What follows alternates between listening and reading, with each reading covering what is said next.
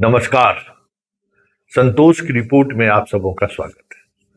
और आज हम संतोष की रिपोर्ट में बात बिहार की करने जा रहे हैं।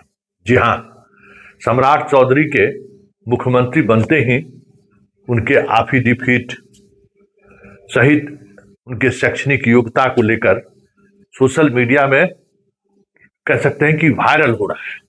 बताइए, बिहार का एक ऐसा मुख्यमंत्री है जिसका एफिडेविट देखिए, उस एफिडेविट में जो है उम्र का हिसाब देखिए, बड़ी बड़ी बातें हो रही हैं।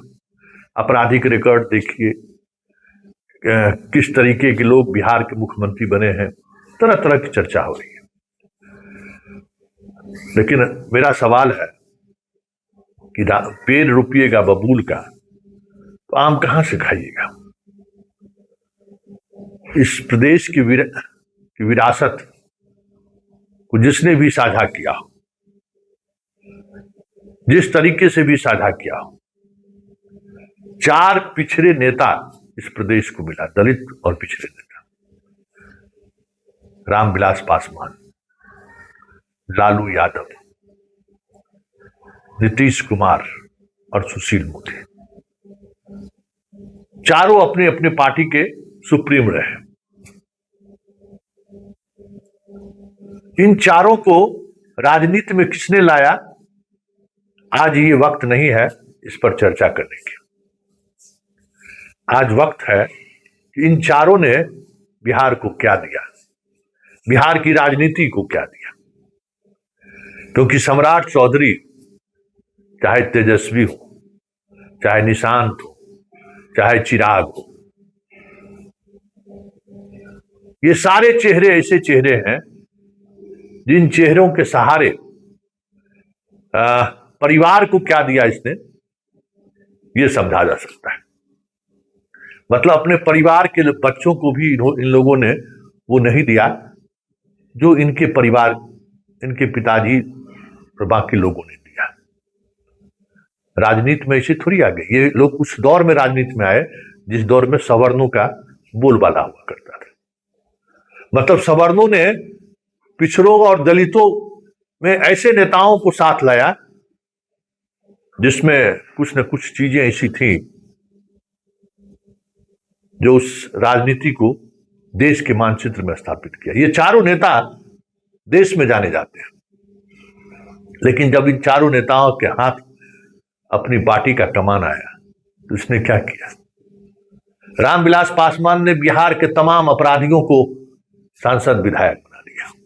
सूरजभान हो, रामा सिंह हो, एक नाम हो तब ना, राजन तिवारी, छोटन तिवारी, मुन्ना शुक्ला, मतलब अनगिनत नाम है। ये अपनी राजनीति अपराधियों के सहारे साथ, बेटा भी वही कर रहा है। बेटा भी को भी वो इस योग्य नहीं पहुंचा पाए कि देश के मानचित्र पर दूसरा कोई दलित नेता के रूप में दिखाई दे दे। रामविलास पासवान के राजनीतिक जीवन पर आप गौर कर लीजिए। इन्होंने परिवार से जब भी बाहर कभी लोगों को टिकट दिया, लोगों को चुनाव लड़ाया, तो कैसे लोगों को इसने साथ दिया। आप कहां से आप नेता खोजिएगा। सम्राट चौधरी तो आप समझिए बीजेपी जैसे पार्टी के रूप में शपथ, उस पर भी चर्चा होगी। लालू यादव अपने बच्चों को भी पढ़ा नहीं पाए और राजनीति में कैसे लोगों को लाए। जिस समय ये राजनीति में आए थे, जिस समय ये बिहार मुख्यमंत्री बने थे, उस दौर में आसपास लोग थे, जरा देख लीजिए, एक से एक पढ़े लिखे, एक से एक विचारक लोग। जगदानंद सिंह हो, रघुवंश प्रसाद सिंह हो, अब्दुल बारी सिद्दीकी हो, गुलाम सरवर हो, मतलब अनगिनत नाम, शिवानंद तिवारी हो, जो वैचारिक रूप से मजबूत व्यक्ति, फाइट करने वाला व्यक्ति। इस आदमी ने क्या किया, बिहार की राजनीति में तमाम ऐसे लोग जो पढ़े लिखे लोग थे, समझदार लोग थे, जो वैचारिक लोग थे, एक एक करके उन पार्टी से बाहर निकालते चले गए। और मुसलमानों में जो अपराधी किस्म के मुसलमान थे उसको आगे बढ़ाया। जादव में जो अपराधी किस्म का जादव था उसको आगे बढ़ाया। आज पार्टी का और परिवार का क्या हश्र है सबके सामने है। तो जो बोएंगे वही काटेंगे। इन लोगों को लगता था कि राजनीति यही है, पढ़े लिखे लोग आएंगे तो बात पढ़े लिखे की होगी, पढ़ाई लिखाई की बात होगी, पढ़े लिखे लोग आएंगे तो सवाल करेंगे, आपके सामने सवाल रखेंगे तो ये असहज हो जाएंगे। बताइए, जिस गुरुकुल से ये लोग ये पढ़ के निकले, क्या वहां अगर क्या किस तरीके की पढ़ाई हो रही थी, किस तरीके से लोगों ने इनको आगे बढ़ाया। बात नीतीश कुमार की कर लीजिए, खुद पढ़े लिखे इंजीनियर, समझदारी की तो कोई बात ही छोड़ दीजिए, लेकिन इन्होंने अपने पार्टी में किसको आगे बढ़ाया जरा देख लीजिए, देख लीजिए टॉप टू बॉटम देख लीजिए कि कैसे लोगों को इसने पार्टी बढ़ाया। बेटा तक को ना मतलब योग्य नहीं बना पाए, और पार्टी कैसे लोगों के हाथों में रखा इन्होंने, कैसे लोगों को इन्होंने राजनीति में लाई। जो सवाल करने वाले लोग थे, जो बेहतर सलाह देने वाले लोग थे, नीतीश ने भी वही किया जो रामविलास ने किया, जो लालू यादव ने किया। एक एक ऐसे लोगों को सिस्टम से, पार्टी के सिस्टम से बाहर का रास्ता दिखा दिया। लाए कैसे लोगों को, सबके सामने है, सब सामने है ना, कैसे लोगों को इन्होंने लाया। मतलब खुद पढ़ा लिखा व्यक्ति, और जाते जाते विरासत किसको सौंप के गए। जिस सम्राट चौधरी की आप आलोचना करते हैं, जिस सम्राट चौधरी की डिग्री की चर्चा हो रही है, जिस सम्राट चौधरी के आपराधिक पृष्ठभूमि की चर्चा कर रहे हैं, उनको मुख्यमंत्री बनाया जाए, इस पर वीटो लगाने की चर्चा किस व्यक्ति में, नीतीश कुमार में, कि जाते जाते इन्होंने वीटो लगाया। तो बिहार की राजनीति में अगर आने वाले समय में सम्राट तो कुछ चलिए कुछ दिख भी रहा है, आने वाले समय में आपको इससे भी बुरी स्थिति देखने को मिलेगा, क्योंकि इन लोगों ने जो विरासत छोड़ कर गया है ना राजनीति में, विरासत, उसकी सजा तो हम आप सब भोगेंगे ना। चौथा देखिए, सुशील मोदी, बीजेपी का सर्वे सर्वा 20 वर्ष तक रहा है, एक अरद नेता तक पैदा नहीं कर सका। जितने लोग जनाधार वाले लोग थे, जिसमें कुछ नई चीजें थी, उसको इस आदमी ने खत्म कर दिया। इस आदमी ने बीजेपी के तमाम ऊर्जावान नेताओं को खत्म कर दिया, जो बीजेपी को नई दिशा देना चाहते थे। एक एक आदमी को इसने खत्म कर दिया। इसका पसंद कौन है? मंगल पांडे। ऐसा ऐसा लोग जो मुखिया का चुनाव नहीं जीत सकता है। चंद्रमोहन राय इसका पसंद नहीं हुआ, लालमुनि चौबे इनका पसंद नहीं हुआ। इनका पसंद ऐसे ऐसे लोग हुए बीजेपी के अंदर जो बहुत बेहतर पृष्ठभूमि के नहीं थे, मतलब पढ़ाई लिखाई और बाकी पार्टी संगठन की हम बात कर रहे हैं।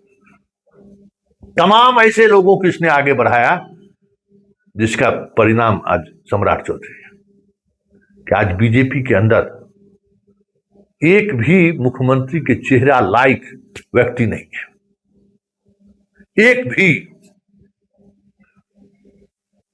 इसके लिए जिम्मेवार अगर किसी एक व्यक्ति को ठहराया जाएगा तो सुशील मोदी। और इन चारों चेहरों को गौर से देखिए, इन चेहरों को इस प्रदेश की राजनीति में स्थापित करने वाले जो भी लोग रहे, लेकिन इनके राजनीति में आगे बढ़ने की वजह इनकी शैक्षणिक योग्यता, इनकी समझदारी, इनकी वैचारिक प्रतिबद्धता रही। लेकिन जब इन लोगों के हाथों में कमान आया बिहार की राजनीति को सींचने और संवारने की, तो इन लोगों ने ऐसा पेड़ बोया जो आज आपको दिख रहा है। तो इसमें आश्चर्यचकित होने की जरूरत नहीं है, हैरान होने की भी जरूरत नहीं है, और पश्चाताप करने की भी जरूरत नहीं है। एक मित्र हमको सुबह सुबह ये फोटो भेजे, ये तस्वीर, डॉक्टर साहब है एनएमसीएच में, कि संतोष जी इसको क्या कहिएगा, लोकतंत्र की खूबसूरती या फिर कुछ और। मैंने इनको कहा कि मोदी जी के सामने जितने ब्यूरोक्रेट खड़े रहते हैं, नरेंद्र मोदी की बात कर रहे हैं, उस वो लोकतंत्र की खूबसूरती है कि बदसूरती है। नरेंद्र मोदी ऐसा आदमी देश का प्रधानमंत्री हो सकता है, तो सम्राट चौधरी बिहार का मुख्यमंत्री हो गया, तो इसमें क्या गलत है। और ये लोकतंत्र की खूबसूरती कहिए या बदसूरती कहिए, ये स्थिति क्यों हुई है कि सम्राट चौधरी जैसे लोगों के सामने में बिहार का सीनियर ब्यूरोक्रेट्स खड़ा है? ये क्यों स्थिति हुई है? ऐसे ही लोग राजनीति में आए तो ब्यूरोक्रेसी से जो जो ब्रेन इंडिया का हुआ करता था, अब कहां रहा है ब्यूरोक्रेसी? हम लोगों के दौर में जितने नंबर पर लोग इंटरव्यू क्वालिफाई नहीं करते थे, उतने नंबर पर लाकर आज टॉप कर रहे हैं। समझ गए ना? यूपीएससी की ये स्थिति है कि हम लोगों के जमाने में जो क्वालिफाई नहीं करता था, इंटरव्यू जिसका कॉल नहीं होता था, आज उतना नंबर लाके टॉप कर रहा है। क्यों? लोकतंत्र के इसी दृश्य को देखकर कोई बाप अपने बेटे को आईएएस बनाएगा क्या? इसी काम के लिए। तो जब से ये लोकतंत्र में ये चीजें दिखनी शुरू हुई, तब से ब्यूरोक्रेसी में पढ़े लिखे लोग, वैचारिक लोग आना छोड़ दिए। वैसी अराजक स्थिति थोड़ी है कि नौकरी में आता है, थानेदार के रूप में एसपी की पहली पोस्टिंग होती है, वहां भी पैसा ले लेता है। आईएएस को जैसे पहली पोस्टिंग वीडियो के रूप में होता है, वहां भी पैसा ले लेता है। क्या कीजिएगा? जब ऐसे ही लोग आ रहे हैं सिस्टम में, तो ये तो भुगतना ही पड़ेगा आपको। इसलिए रोने गाने की जरूरत नहीं है, क्योंकि डेमोक्रेसी को मजबूत करने के लिए जो हमारे पूर्वजों ने जो 4 पिलर बनाया, उस पिलर का क्या हाल है? जुडिशियरी में कैसे लोग हैं, पत्रकारिता में कैसे लोग हैं, सारे लोग वैसे ही लोग। वही ट्रेंड ही है कि जो जुडिशियरी में है अपने बाल बच्चा को ला रहे हैं, नहीं तो जो अयोग्य लोग हैं उनको ला रहे हैं। तो जब पूरा समाज अयोग्य लोगों के हाथ में रहेगा, तो ऐसे में आप कहां से सोचिएगा कि डॉक्टर राजेंद्र प्रसाद, डॉक्टर रामविलास पासवान, नीतीश कुमार जैसे लोग, सुशील मोदी जैसे पढ़े लिखे लोग, लालू जैसे सोशल जस्टिस के वैचारिक लोग आपको मुख्यमंत्री की कुर्सी पर देखेंगे? अभी तो सम्राट को देखकर घबरा रहे हैं। आने वाले समय में देखिएगा, इस प्रदेश का मुख्यमंत्री अनंत सिंह हो जाए तो कोई बड़ी बात नहीं होगी।